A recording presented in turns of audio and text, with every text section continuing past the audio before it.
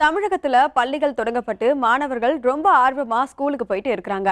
இந்த நிலையில என்ன காலமா இருந்தாலும் சரி, வெயிலுடைய தாக்கமானது பாரபட்சமே இல்லாம சுட்டெரிச்சிட்டு இருக்குன்னு தான் சொல்லணும். இதனால குழந்தைகள், பெண்கள்னு பொதுமக்கள் பலரும் நீர்ச்சத்து குறைபாடால, அதாவது டீஹைட்ரேஷன் ஆகி கஷ்டப்படுறது சமீபத்துல அதிகரிச்சிருக்கு. இந்த நிலையை தவிர்க்க அரசு சார்பில் பல்வேறு நடவடிக்கைகள் மேற்கொள்ளப்பட்டது.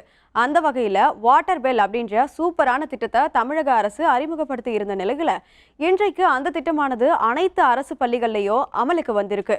வாட்டர் பெல் திட்டம்னா என்னன்னு தானே நினைக்கிறீங்க? அதாவது வெயிலுடைய தாக்கத்தால குழந்தைகளுக்கு நீர்ச்சத்து குறைபாடு ஏற்படுறத தடுக்கிற விதத்துல கொண்டு வரப்பட்டது தான் இந்த திட்டம்.